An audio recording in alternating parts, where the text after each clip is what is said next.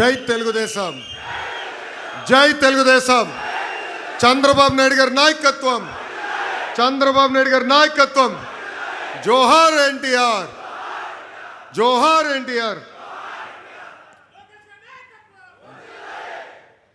దేవుడి గడప కడప, పౌరుషాల గడ్డ మన కడప. కడప ప్రజల ప్రేమే వేరు. యువగలం పాదయాత్ర నుంచి ఇప్పటికి చూస్తున్నా, ఇక్కడ పసుపు సైన్యం జోషే వేరు. విశ్వవిఖ్యాత నట సార్వభౌమ స్వర్గశ్రీ నందమూరి తారక రామారావు గారు ఏ ముహూర్తంలో పార్టీని స్థాపించారో నాకు తెలియదు, కానీ ఆ ముహూర్త బలం చాలా గొప్పది. ఎంతోమంది అధికారంలోకి వచ్చి అనేక మాటలు మాట్లాడారు. తెలుగుదేశం పార్టీ లేకుండా చేస్తామన్నారు.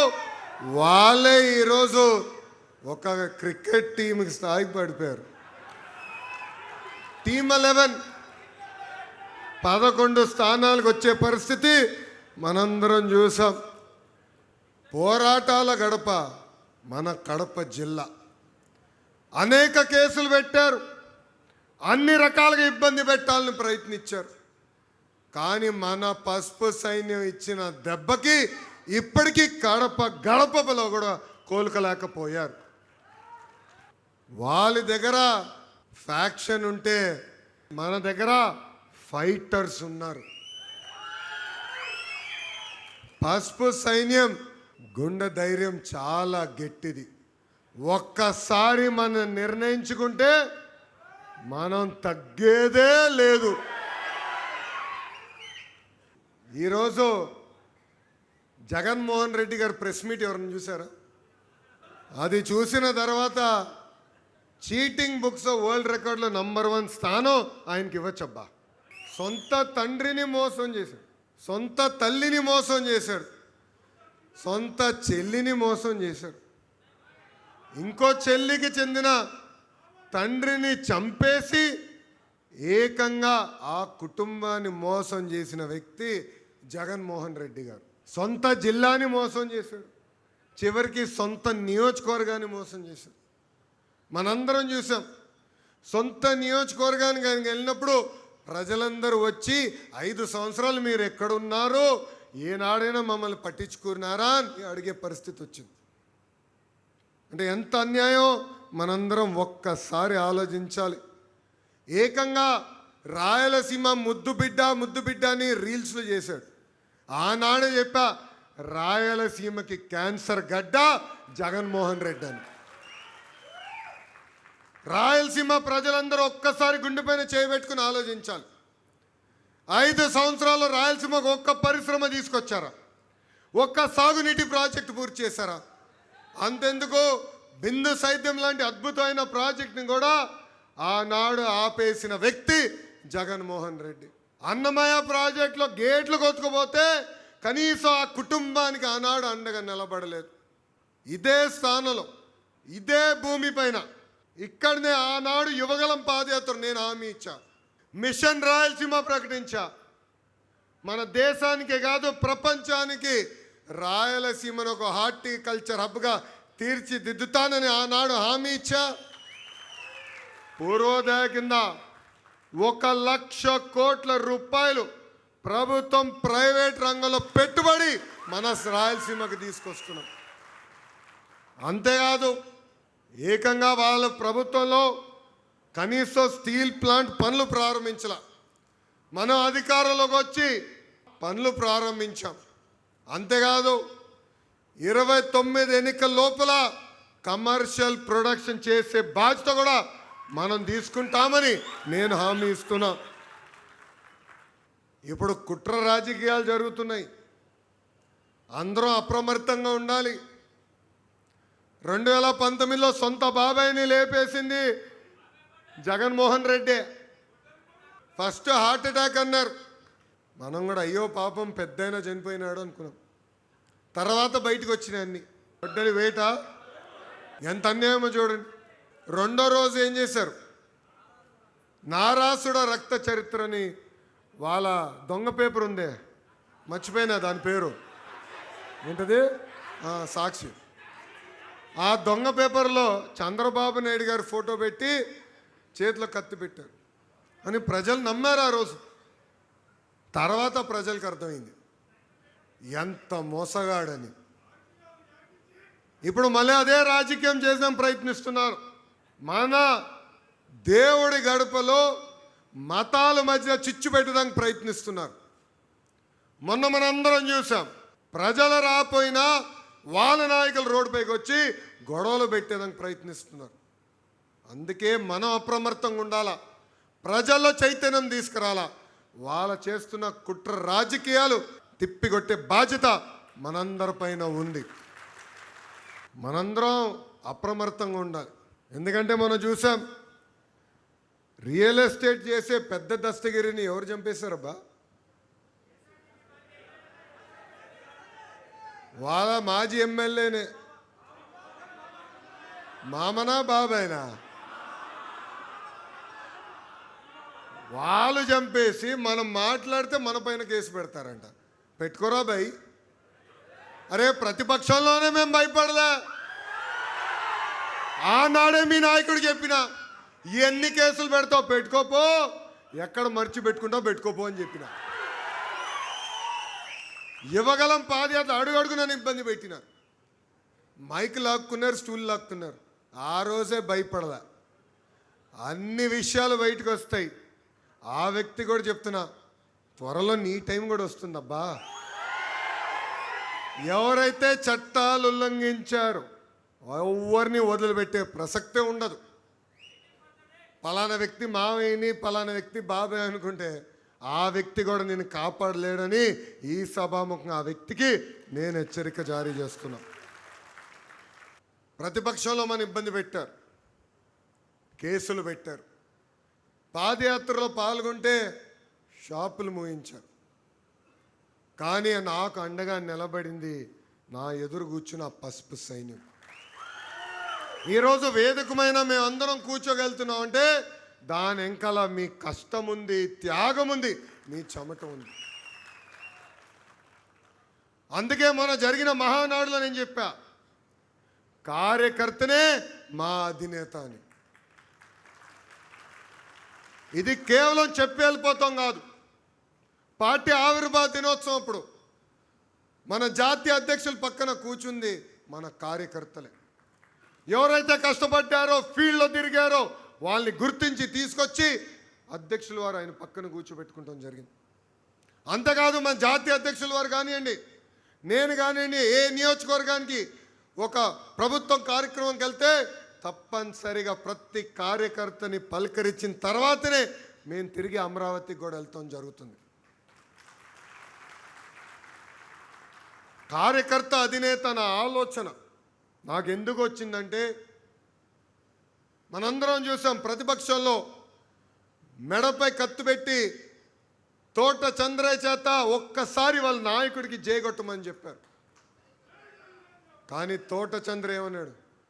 జై తెలుగుదేశం, జై చంద్రబాబు అని ప్రాణాలు కోల్పోయాడు. ఇట్లా ఎంతోమంది కార్యకర్తల త్యాగం ఉంది. కార్యకర్తలను గుర్తించేదానికి, వాళ్ళు నా గుండెల్లో పెట్టుకుని కాపాడుకునేదానికే కార్యకర్తనే మా అధినేత నేను ప్రకటిస్తాం జరిగింది. అందుకే ఇక్కడ ఉన్న మిమ్మల్ని అందరికీ పిలిపిస్తున్నా, వేదికమైన ఉన్న వాళ్ళందరూ కూడా పిలిపిస్తున్నా. కార్యకర్తలకు అందుబాటులో ఉండాలి, నిరంతరం కార్యకర్తల కోసం పనిచేయాలి. కేవలం సంక్షేమ అభివృద్ధమే కాదు, కలయిక అవసరం, కూర్చొని మాట్లాడుకుంటూ అవసరం.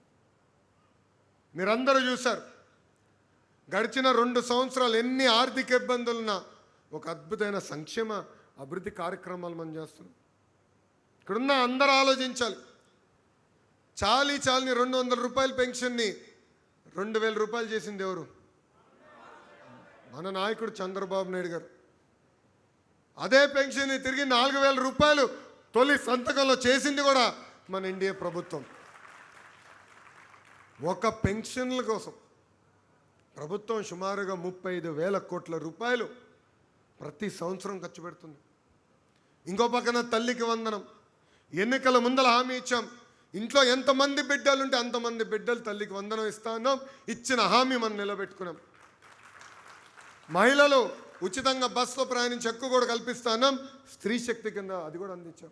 మత్స్యకారులకి మత్స్యకారుల సేవలో వాళ్ళు కూడా వేత నిషేధం సమయంలో డబ్బులు ఇస్తున్నాం. ఇప్పుడు ఏకంగా మా చేనేత సోదరులకి ఆనాడు నేను యువగలంలో ఇచ్చిన హామీ నిలబెట్టుకుంటాం కూడా జరిగింది. హ్యాండ్లూమ్ ఉంటే 200 యూనిట్లు కరెంట్ ఉచితంగా, పవర్ లూమ్ ఉంటే 500 యూనిట్లు ఉచితంగా కరెంట్ కూడా మన ప్రభుత్వం అందజేస్తుంది. ఇంతేకాదు, గత పాలకులు మూసేసిన అన్న క్యాంటీన్ని తిరిగి మనం మళ్ళీ తెరిపించాం. ఇట్లా అనేక సంక్షేమ కార్యక్రమాలు మనం చేసాం. ఇంకో పక్కన భారతదేశ చరిత్రలో ఎప్పుడు లేని విధంగా 150 రోజుల్లోనే 16,000 డిఎస్సి పోస్టులు భర్తీ చేసిన ఘనతతో కూడా మన ఎన్డీఏ ప్రభుత్వం. ప్రతిపక్షంలో ఉన్నవారు 200 కేసులు వేశారు, ఏమౌలా. 6,000 కానిస్టేబుల్ పోస్టులు భర్తీ చేశాం. ఇప్పుడు ఏకంగా ఉగాది నాడు 10,000 ప్రభుత్వ ఉద్యోగాలతో జాబ్ క్యాలెండర్ కూడా విడుదల చేసిన ఘనత మన ఎన్డీఏ ప్రభుత్వానికి. ఇవన్నీ చెప్పుకోవాల్సిన అవసరం ఉంది. ఆనాడు మన హామీ ఇచ్చాం, ఒకే రాష్ట్రం ఒకే రాజధాని కానీ అభివృద్ధి వికేంద్రీకరణ. దానికి కట్టుబడి ఉన్నాం. రాయలసీమకు అనేక పరిశ్రమలు తీసుకొస్తున్నాం. ఇంకా తీసుకురావాల్సిన అవసరం చాలా చాలా ఉంది. క్యారియర్ ఏసీ ఎక్కడికి వచ్చింది? రాయలసీమ. ఎల్జీ ఎలక్ట్రానిక్స్కి ఎక్కడికి వచ్చింది? రాయలసీమ. కియా ఎక్కడ వచ్చింది? రాయలసీమ. రాయల్ ఎన్ఫీల్డ్ ఎక్కడ వచ్చింది? రాయలసీమ. ఇప్పుడు సోలార్ మ్యానుఫ్యాక్చరింగ్ అంతా ఎక్కడికి వచ్చింది? రాయలసీమ. మర్చిపోయారా? మొన్నే శంకుస్థాపన చేసాం, మర్చిపోయారా? ఫైటర్ జెట్లు తయారు చేసే పరిశ్రమలు కూడా ఎక్కడ తీసుకొచ్చాం? పుట్టపర్తి, రాయలసీమకు తీసుకొచ్చాం. అద్భుతంగా పరిశ్రమలు తీసుకొస్తాం. ఇంకా తీసుకొస్తా స్వామి, అదే చెప్తున్నా. కడప కూడా తీసుకొస్తా స్వామి, నేను ఎందుకు వదిలిపెడతా? అన్ని ప్రాంతాలు అభివృద్ధి చేయాలి లక్ష్యంతో మేము ఉన్నాం. ఎందుకంటే పాదయాత్ర చేశా, యువకులు పడుతున్న కష్టాలు నేరుగా నేను చూసా. అందుకే ఆనాడు హామీ ఇచ్చా, యువగలం కింద 20 లక్షల ఉద్యోగాలు కల్పిస్తామని. అదే దిశగా మనం అడుగులేస్తాం కూడా జరుగుతుంది. ఇంకా కార్యకర్తలు వచ్చగల గత పాలకులు మన పైన పెట్టిన దొంగ కేసులన్నీ మేము ఎత్తేసాం. కొన్ని ఛార్జ్షీట్ అయి ట్రయల్లో ఉన్నాయి, అది కూడా మేము ఫాలోఅప్ చేసి ఈ సంవత్సరం ఆఖరికల్లా ఆ కేసులు కూడా తీసే బాధ్యత పార్టీ తీసుకుంటుంది. అలానే మీ పైన పొరపాటున కేసు ఉంటే మీరు ఇంట్లో పడుకుంటే కష్టం స్వామి, మాకు తెలియజేయాలి కదా. సో పార్టీ ఆఫీస్లో ఒక సెల్ ఉంది, కలవండి, ఆగి అక్కడ భోంచేయచ్చు. కేసులను రాసుకుంటే ట్రాకింగ్ పెట్టి హెచ్ఎం గారే బాధ్యత తీసుకుంటాం జరిగింది. అంతేకాదు, ప్రమాదంలో ఎవరైనా చనిపోతే 5 లక్షల రూపాయలు ప్రమాద బీమా ఇచ్చే ఏకైక పార్టీ తెలుగుదేశం పార్టీ. కార్యకర్తల సంక్షేమం కోసం ఇప్పటికీ 160 కోట్ల రూపాయలు ఖర్చు పెట్టిన పార్టీ తెలుగుదేశం పార్టీ. మీ అందరు తెలుసు, పార్టీలో సంస్కరణలు తీసుకొచ్చేదానికి నేను ఎక్కువ పోరాడతా. మనం ప్రతిపక్షంలో ఉన్నప్పుడు ఆనాటి అధికారులు ఉన్న పార్టీతో ఎంత పోరాడో దానికన్నా ఎక్కువ 3 రెట్లు నేను తెలుగుదేశం పార్టీలో పోరాడా. సంస్కరణలు తీసుకొచ్చేదానికి పోరాడా. ఇది మన పార్టీ, ఇది మన తెలుగుదేశం, మన బాధ్యత. అలిగితే నష్టపోయేది మనమే. ఎందుకంటే మన పార్టీలో కోవిడ్ కన్నా డేంజరస్ జబ్బు ఒకటి ఉందండి. ఆ జబ్బు పేరే అలక. వేరే పార్టీకి ఓటేయం, కానీ అలిగి ఇంట్లో పడుకుంటాం. ఎందుకు అలగాలి? ఇది మన పార్టీ, ఇది నా పార్టీ. ఆ కసి మనలో ఉండాలి. ఏ మార్పు అయితే పార్టీలో ఆశిస్తున్నాం దానికోసం కష్టపడాలి, అహర్నిశలు పోరాడాలి, 4 గోడల మధ్యన మాట్లాడుకోవాలి. మన జాతీయ అధ్యక్షుడితో ఎన్నోసార్లు నేను మాట్లాడు, కానీ ఆయన నిర్ణయం తీసుకున్న తర్వాత బయటకు వచ్చి జై తెలుగుదేశం, జై చంద్రబాబు నాయుడు గారు అంట. సో కార్యకర్తలందరూ కూడా నేను కోరుతున్నా, సమస్యలు ఉంటాయి, దేవుడు కూడా అన్ని కోరికలు తీర్చలేడు కదా, కానీ మన సమస్యలు మనం పరిష్కరించుకోవాలి. మీరన్నా నన్ను కన్విన్స్ చేయాలి, నేనన్నా మిమ్మల్ని కన్విన్స్ చేస్తాను తప్ప పొరపాటున ఎవరైనా అలిగి ఇంట్లో పడుకుంటే మళ్ళీ మాధవిరెడ్డి గారు వచ్చి మిమ్మల్ని బయటికి లాక్కుని తీసుకెళ్తారు. పెద్దలు అన్నట్టు అనేక నామినేట్ పోస్టులు కూడా భర్తీ చేశాం. 2 సంవత్సరాలు అయిన తర్వాత వేరే వాళ్ళు కూడా అవకాశం వస్తుంది. మీరందరూ ఫీల్డ్లో ఉండండి. మా చుట్టూ తిరిగితే మీకు పదవులు రావు. ప్రజల చుట్టూ తిరగండి, మిమ్మల్ని ఎత్తుక్కుంటూ వచ్చే బాధ్యత తెలుగుదేశం పార్టీ తీసుకుంటుంది. పాదయాత్రలో కార్యకర్తలందరూ నన్ను కలిసినప్పుడు ఒక విషయం అడిగారు, అన్నా పనిచేసే వాళ్ళు గుర్తించాలి, అందుకే టెక్నాలజీ తీసుకొచ్చాం. మై టీడీపీ తీసుకొచ్చాం. ఎంతమంది వాడుతున్నారు మై టీడీపీ యాప్? చేతులు పైకెత్తండి. 70%. నాతో ఫోటో దిగిందా డౌన్లోడ్ చేయాలంటే మై టీడీపీలోనే డౌన్లోడ్ చేయాలి రబ్బా.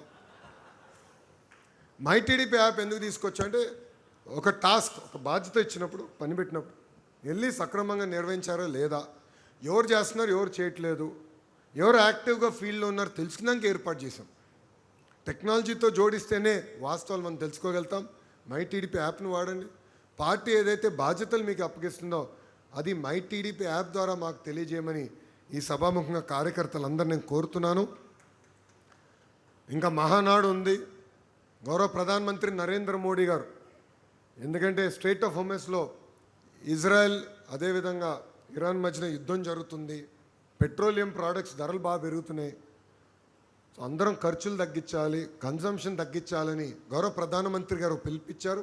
ఆ పిలుపు మేరకు మీరు వర్చువల్గా మహానాడు అటెండ్ అవ్వాల్సిన అవసరం వచ్చింది. నాకు కూడా కోరుకుండే నెల్లూరులో అద్భుతంగా చేద్దాం, దిమ్మ తిరిగే విధంగా చేద్దాం, అందరం కసితో ఉన్నాం. కొంచెం దిష్టి తగిలినట్టుంది. మా వేమిరెడ్డి ప్రభాకర్ రెడ్డి గారికి ఒకటే గొడవ, అందరు కళ్ళు పడినారు అబ్బాయి మా పైన, అందుకే చేయలేకపోతున్నాం అని. కానీ క్లస్టర్ ఇన్ఛార్జెస్ అందరూ ఒకసారి నుంచోండి. బాధ్యత మీ పైన ఉంది. ప్రతి క్లస్టర్లో ఏర్పాట్లు చేయాలి. క్లస్టర్ కింద ఉన్న కార్యకర్తలందరినీ, అదేవిధంగా కేఎస్ఎస్ని, నామినేటెడ్ పదవులు ఉన్న వారందరినీ క్లస్టర్ తీసుకొచ్చి పార్టీ ఏ కార్యక్రమం అయితే మహానాడు మనం వర్చువల్గా చేస్తున్నాం అది జయప్రదం చేసే బాధ్యత ఇక్కడున్న క్లస్టర్ ఇన్ఛార్జెస్ అందరి పైన ఉందని ఈ సభాముఖం నేను మిమ్మల్ని కోరటం కూడా జరుగుతుంది. దయచేసి కూర్చోండి. వైకాపాకి ముద్దుగా ఒక కొత్త పేరు పెట్టిన గొడ్డలి పార్టీ. జగన్ ఎందుకో కొంచెం ఫీల్ అయ్యాడు దానికి. ఆయన అడుగుతున్నా, రపరప అనింది ఎవరబ్బా? రపరప అని ఎందుకు భయపడుతున్నావు రా భయ్? ఆనాడే చెప్పా, సినిమా మీరు తీస్తే ఎండ్ కార్డ్ వేసే బాధ్యత మా పసుపు సైన్యాందని. అరే నిజంగానే జగన్మోహన్ రెడ్డి గారు యాక్టింగ్లోకి వస్తే భాస్కర్ అవార్డు వచ్చేస్తుందండి ఆయనకి. భాస్కర్ అవార్డు వచ్చేస్తుంది. ఎంత అద్భుతంగా నటిస్తాడంటే అసలు నాకే ఆశ్చర్యం వేస్తుంది.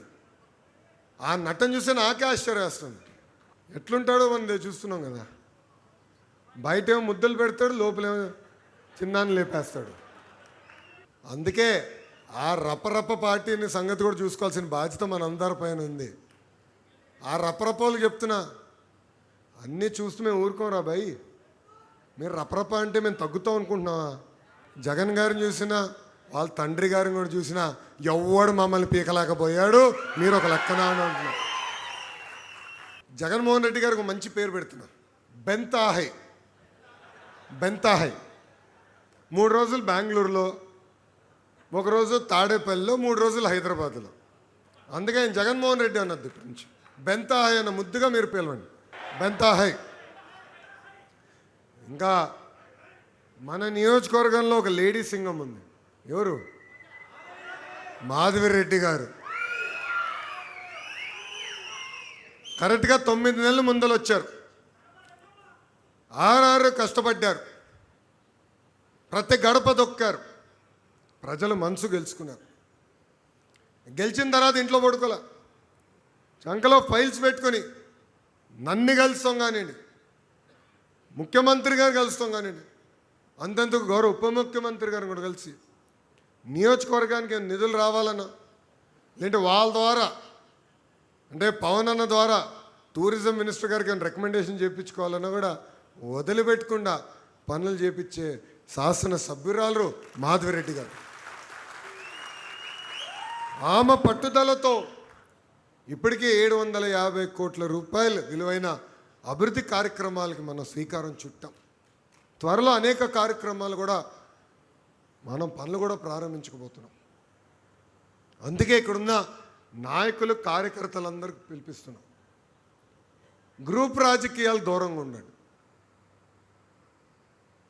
పార్టీ అనేది శాశ్వతం, ఈ భూమిపైన వ్యక్తులు కాదు. సో పార్టీ ఏ పిలిపిచ్చినా దానికి కట్టుబడి ఉండాలి. గ్రూప్ రాజకీయాలు దయచేసి ప్రోత్సహించదని ఇక్కడున్న కార్యకర్తలందరినీ నేను పిలిపిస్తున్నాను. 6 నిమిషాలు కష్టపడే ఎమ్మెల్యే గారు ఉన్నారు. మన గురించి ఆలోచించే ఎమ్మెల్యే గారు ఉన్నప్పుడు నిలబడాలి, ముందరికి నాయకత్వాన్ని నడిపించాలి. ఇక్కడున్న ప్రతి కార్యకర్త ఈ విషయం గుర్తుపెట్టుకోవాలని ఈ సభాముఖంగా కోరుతున్నాను. మేడం గారు కొన్ని కోరికలు కోరారు, నన్ను వదిలిపెట్టరు మేడం గారు. అర్బన్లో ఉన్న ప్రభుత్వ పాఠశాలలన్నీ మెరుగుపరచాలని మేడం గారు కోరారు. తప్పనిసరిగా ఆ బాధ్యత నేను స్వీకరిస్తున్నాను. ఇన్ఫ్రాస్ట్రక్చర్ మెరుగుపరచాలి. అందరూ చప్పట్లు కొట్టి ఇంటికి వెళ్తాం కాదు, పర్ఫార్మెన్స్ ఇంప్రూవ్ చేయాలబ్బా. మీరు చూసారా, మొన్న యాడ్ ఇచ్చా పేపర్లో, ప్రభుత్వ పాఠశాలలో అద్భుతంగా ఫలితాలు వచ్చిన పిల్లలు ఫోటోలు పెట్టి యాడ్లు ఇచ్చినాం.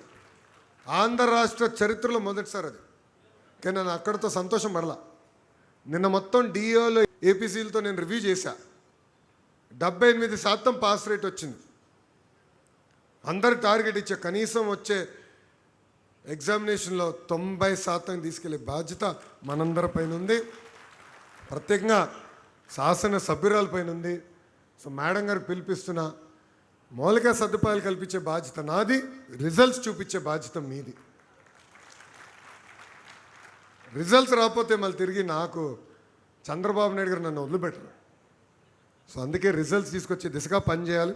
చెరువులన్నీ కూడా ఆధునీకరణ చేయాలని కోరారు, చేయాల్సిన బాధ్యత ఉంది. ఎందుకంటే ఈరోజు చూస్తున్నాం చాలామంది ఆయిల్ ఫ్యాక్టరీలు అయిపోయారు. అబ్బా అంటే ఏంటది, కొలెస్ట్రాల్. అదేవిధంగా షుగర్ ఫ్యాక్టరీ అయ్యారు, డయాబెటీస్. ఇంకో పక్కన సాల్ట్ ఫ్యాక్టరీ, అబ్బా బీపీ. విచిత్రం ఏంటంటే గతంలో ఇదంతా ధనవంతులు జబ్బు అనేవాళ్ళం, కానీ ఇప్పుడు చూస్తే నిరుపేద కుటుంబాలు కూడా ఇవన్నీ వస్తున్నాయి. దానికి కారణం ఫిజికల్ యాక్టివిటీ లేకపోతాం. ఇది మా మంగళగిరి నియోజకవర్గంలో కూడా చూసా.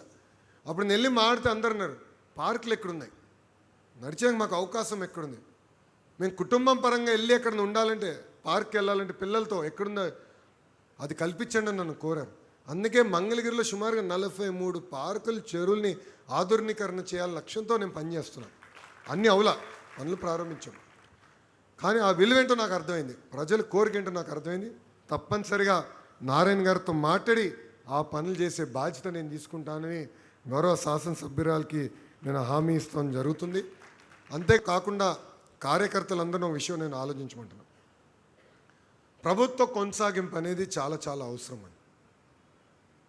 ఈరోజు గుజరాత్ చూడండి ఎంత అభివృద్ధి చెందింది, ఒరిస్సా చూడండి ఎంత అభివృద్ధి చెందింది. 1995, 98, 99 అనుకుంటా ఒరిస్సాలో ఒకసారి తుఫాన్ వచ్చింది. మనం పంపించాల్సి వచ్చింది అధికారుల్ని, పోలీసుల్ని మనం పంపించి మొత్తం కరెంట్ రిస్టోర్ చేస్తాం జరిగింది. అలాంటిది ఈరోజు ఒరిస్సా ఎంత ముందరికి వెళ్ళిందో చూడండి.